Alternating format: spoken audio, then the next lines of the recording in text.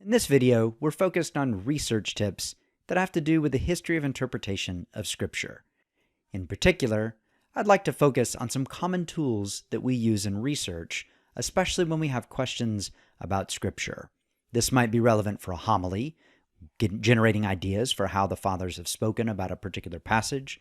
It might be relevant for a research question if we just want to do history of interpretation of a particular passage, or we might have an assignment within a class that really directs us to think about that. The first step in a research question like this is actually to define your question, or if you're thinking at it from the standpoint of like science, how you would define your thesis or your hypothesis. What are you testing? What do you think is happening? So, I might want to know something, for example, about hell. What does Augustine think about hell? Well, I might be able to do a term search just for the word hell, but I might also think, what scripture verses discuss hell? If I can figure out which scripture verses discuss hell, then I can flip through Augustine and figure out when he's discussing that scripture verse. A kind of intermediary question in there was, is this particular question or this particular topic answerable by use of scripture? Can I translate between my theme or my question and exegesis of a particular verse? Similarly, I might have already started with the verse, and I might want to think about the key term. Now, when we're thinking about this question of which terms are used where in Scripture, a concordance is really the tool that we want to use. A concordance is simply an index, and in particular we speak of a concordance of Scripture. The concordance will tell us every verse in the Bible that uses a particular term. We have limited or partial concordances that are often found in every study Bible. They're limited both in the sense that they do not tell you every word used in Scripture, and if you look at a particular word, faith or love or hope, the concordance that's limited will not tell you every place hope is used, but it will tell you some of the favorites for the editor for that series. A full or exhaustive concordance is published as a desk reference, and it gives every word used. It promises that that index has 100% of the terms and 100% of the uses. So a full or exhaustive concordance can give you negative findings. If you're looking for a word and the concordance says it's not there, then it's not there. Whereas if you're looking at a limited or partial concordance, you cannot conclude negative findings. When you're using a concordance, you really have to pay attention to language or translation issues. For example, if we're talking about hell, do we really want to know only where Hell is used, or might Gehenna be important? Might a fiery lake be important? Might there be other ways to flip-flop or translate, use a different language for the same concept? The devil and Satan are another good example of when we might actually be interested in both words. And if we don't stop for a minute and think about it, we might find only the things that use Satan and just ignore the ones that use the devil. All right. In addition to the languages, we have to think about this. A concordance is actually searching the Greek and the Hebrew, or if you have a concordance for the Vulgate, a Latin, or whichever language it's referencing. So if you're thinking of a term in English, then you have to figure out that the concordance is searching in Greek or Hebrew, potentially any other language, and do the translation back that way. A lot of concordances will let you look at the English term, and then it will tell you which Hebrew or which Greek it's translating. And you might have to flip and use 2 or 3 indices in order to figure out that the same English word might translate 2 different Hebrew words or Greek words. Or if this is a term used across the Old Testament and the New Testament, you very well might be dealing in 2 different languages, Hebrew and Greek. In that case, you're looking for a full or exhaustive concordance that also helps you reference between English and the ancient language which is being used to do the actual concordance work. All right, so watch out for language on a couple of points. There are a number of web pages which essentially offer a concordance. If you think about it, Google gives you a chance to create your own concordance. This can be exceptionally powerful, but you have to know how that search engine works. So I'll use a number of Bible Gateway, Bible Hub, different web pages. But sometimes what I'll do is I'll use 2 or 3 of them because I don't always know how the algorithm works and I don't want to miss something. If you're interested in this, you might play around, just pick 5 terms and try to search for them in 2 or 3 of those different databases to get a feel for what kinds of things they return. Again, if you're looking at a web page that's not terribly sophisticated, it might only search the King James Version in English, in which case you might miss some things if you're thinking of it in the New American Bible, also in English. Once we use that concordance and we figure out the words that are used in the verses, or we figure out the relevant verses, we want to make use of a very similar thing that often happens in modern editions, an index. And a lot of modern translations and critical editions will have an index in the back of them that specifically keys to scripture verses. So there'll be, 10, 20 pages at the end of the book, and you can just look through Genesis 1:1, and it will tell you everywhere Genesis 1:1 is used, or sometimes everywhere there's an allusion to Genesis 1:1. Those indices are very powerful, they're very helpful, they're almost always reliable because citations of Scripture have been tracked for hundreds of years in the editions. So lots of people have thought about when this is a quotation or when it's a reference. That's helpful. But not every modern editor gives you a full index.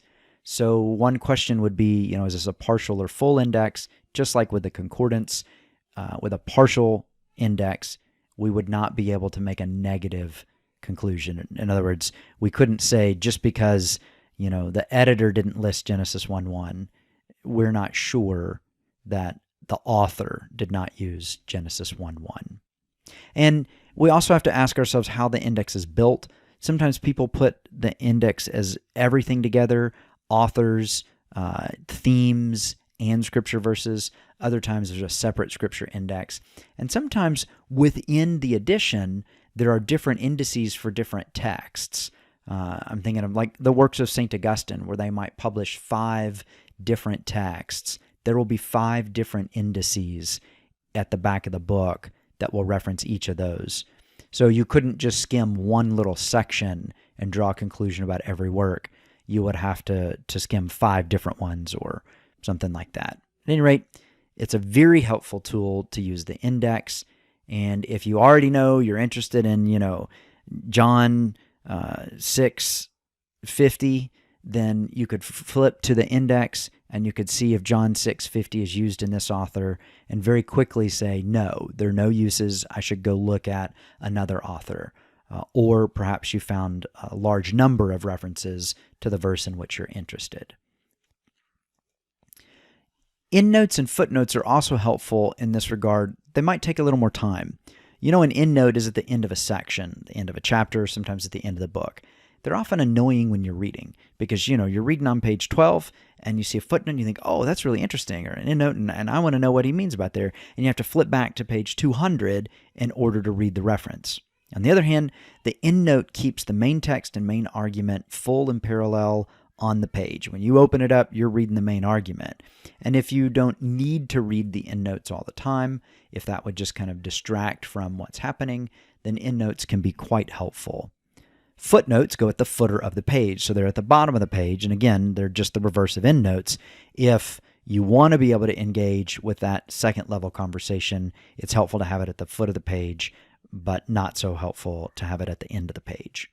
Now, for our purposes of trying to quickly thumb through a book and figure out if this author uses a verse or not, if they're endnotes, then we just flip to the end of the section and we read, notes 1 to 72, and we're just looking. Is John 6:50 used? John 6:50, John 6:50, right? And we just, boom, shoot right down the list. Whereas if it's footnotes, then we might have to flip page by page by page by page. And to that end, there are times when I do just have to flip page by page by page to try to find it. But other times, as I'm reading the text initially, I'll highlight things in the footnotes that I think I might want to know later. So if I'm reading a text and I think, wow, there is something interesting going on here in the discussion of hell, then I might start highlighting the term and highlighting the scripture verses. We're in great luck these days. Most editions have excellent coverage. They really do recognize all the references and put them in the footnotes. So often we can rest assured that we really are finding the right kinds of things. Now, this is to say, if I'm thinking of tricks that I have when I want to figure out, does Cashin teach about this, or what does Cashin teach about this? I got to ask myself a question: is it in Scripture? And could I look just for the Scripture verses which have already been indexed or which have already been noted? That can be a big help. I might need to make use of the Concordance to help me find the words or the themes in which I'm interested. And I recognize a Concordance essentially does what an index does. It can be partial or exhaustive, and those are helpful for different reasons. The index that will be in a critical edition can help me find these things, either by term or by Scripture citation. Endnotes and footnotes do the same thing, but they can take a little longer. Last little trick for research methods in a text are the Control F, right? This opens a find pattern or find algorithm in Word. It will also open it on most web pages, and I'd imagine there are lots of different programs that will allow you to do this. So that's just going to open up essentially a string search within the text. Now, that means that what you're using has to be a text. And a lot of PDFs are not actually text recognized. They're just pictures. And that means you cannot search it. But newer technology allows a PDF to be searchable, and that can be tremendous. Oftentimes you can find a web page that has the text of an older translation or edition of the things in which you're interested. Like newadvent.org makes the Nicene, Post-Nicene Fathers available. Sometimes I'll just search on the web page. Sometimes I'll copy and paste, put it in a Word document, and kind of have that marking it up with the electronics. One limitation of this is that if the text is in a language that I'm not familiar with, or if the text has typos in it, then it's really difficult to find. You might have to try multiple spellings of a term, or if you're looking for a long word, you might just try searching for the first 4 letters in order to find the rest of the word. Like web page, I might search WEBP and look for that. And that might allow me to find web page and web pages, the plural and the singular. Spend some time figuring out, one, the kind of formatting that's already in the document or the page that you're exploring, and then 2, how sensitive your find feature is going to be. Similarly, there can be some formatting in the background where things that look to your eye to be letters, words, are not actually, they're pictures. And that's the same problem you have in a PDF. You can also have that problem sometimes in formatting on web pages, and that can make it difficult.